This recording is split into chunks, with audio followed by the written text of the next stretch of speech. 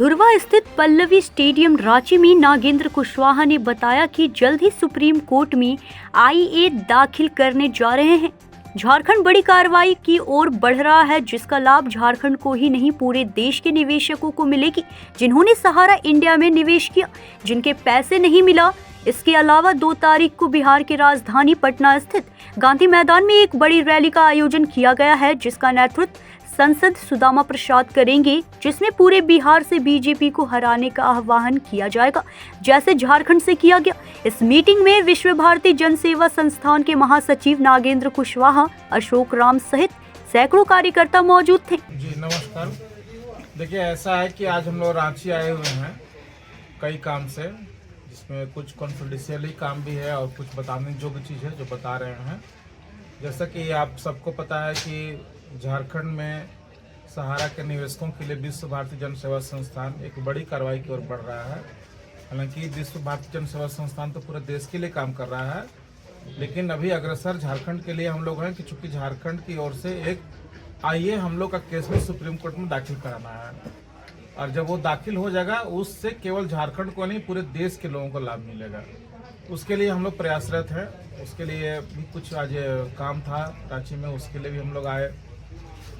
कुछ बात ऐसी है कि जो कार्रवाई चल रही है उससे भी कुछ लोगों में घबराहट होकर कुछ वो लोग स्टेप उठा रहे हैं, उनके लिए भी कुछ काम करने के लिए हम लोग आए। और तीसरा, जो सबको पता था कि 15 दिन का वो लोग टाइम लिए हैं डाटा देने के लिए, उसमें क्या प्रोग्रेस हुआ है उसके लिए भी हम लोग आज यहाँ आए कि उसका क्या प्रोग्रेस हुआ है। तो ये तमाम चीज़ों के लिए आए थे। और साथ ही साथ एक बड़ी काम और भी है, जो झारखंड और बिहार चूँकि सटा हुआ राज्य है और बाकी अन्य राज्य भी 2 तारीख को पटना के गांधी मैदान में सहारा के लिए भुगतान के लिए एक बड़ी रैली का आयोजन किया गया है CPI-ML की ओर से, जिसका नेतृत्व देश के सांसद हमारे सुदामा जी कर रहे हैं। और उसमें सब लोगों को हम लोग को पार्टिसिपेट करना है, क्योंकि ये लड़ाई लीगल के साथ साथ आंदोलन के रूप में भी लड़ा जा रहा है। सरकार को जगाने के लिए ये बहुत जरूरी है।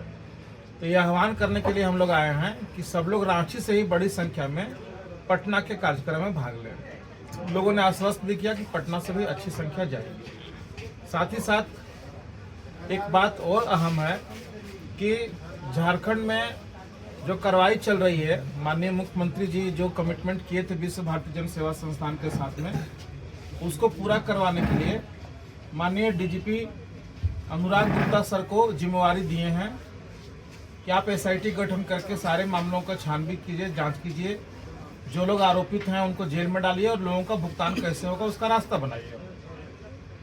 माननीय अनुराग गुप्ता DGP सर बहुत अच्छे तरीके से इस केस का अनुसंधान कर रहे हैं। उनकी SIT की टीम बहुत अच्छे तरीके से सही दिशा में बढ़ रही है। जांच जैसे जैसे बढ़ रहा है, तो जो सहारा को संरक्षण दे रहे थे इतने दिनों से, खास करके भाजपा के लोग, उनमें खलबली है।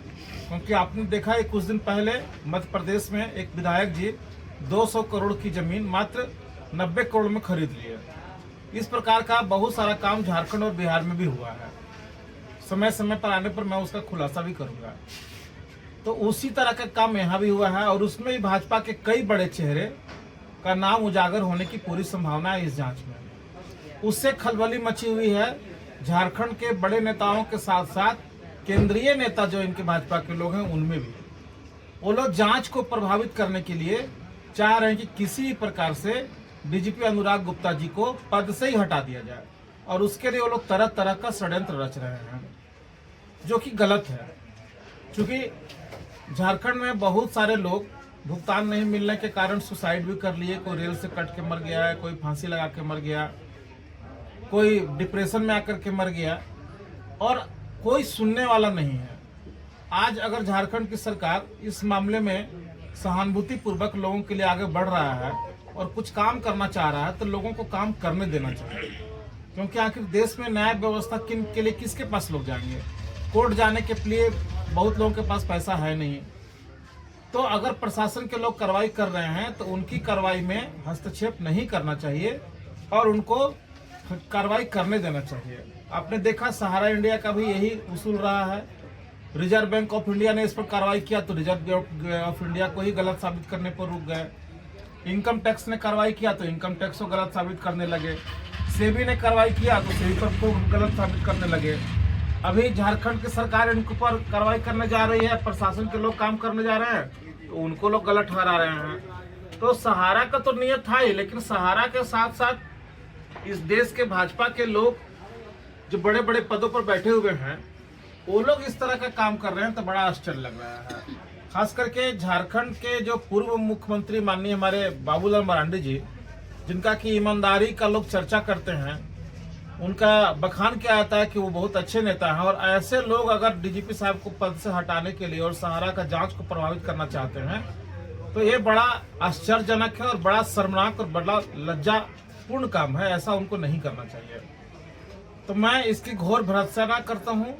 लोगों से चाहता हूँ कि लोग दुआ करें कि अनुराग गुप्ता सर डीजीपी के पद पर कायम रहें, इस जांच को ढंग से करें, दोषियों को सजा दें और गरीबों का भुगतान करवाने में मदद करें।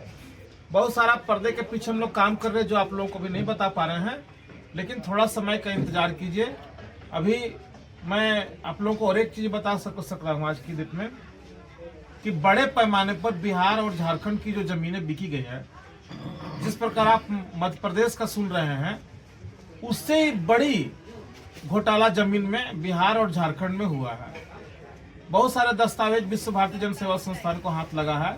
उस दस्तावेज के आधार पे जो माननीय सुप्रीम कोर्ट में हम लोग का रिट याचिका लगा हुआ है, उस केस में हम लोग एक सहारा सेबी केस में आईए भी लगाने जा रहे हैं और हम लोग मांग करेंगे कि सीबीआई से इसकी जांच कराई जाए कि औने पौने दाम में जमीन को क्यों बेचा गया। जिस जमीन का वैल्यू खुद सहारा इंडिया ने 2013 में दिखाया था, उससे बहुत नीचे जाकर के जमीन आखिर क्यों बेची जा रही है, ये जांच का विषय है। इसके लिए भी हम लोग एक आईए लगाने जा रहे हैं। क्योंकि बहुत सारे संगठन, बहुत सारे लोग इस देश में केवल छाती पीटते हैं और बड़ी बड़ी वीडियो बना करके चर्चा करते हैं, वास्तव में धरातल पर कोई काम नहीं कर रहा है। और हम लोग जो चीज सामने आ रहा है उसके ऊपर कार्रवाई के लिए ही बढ़ रहे हैं।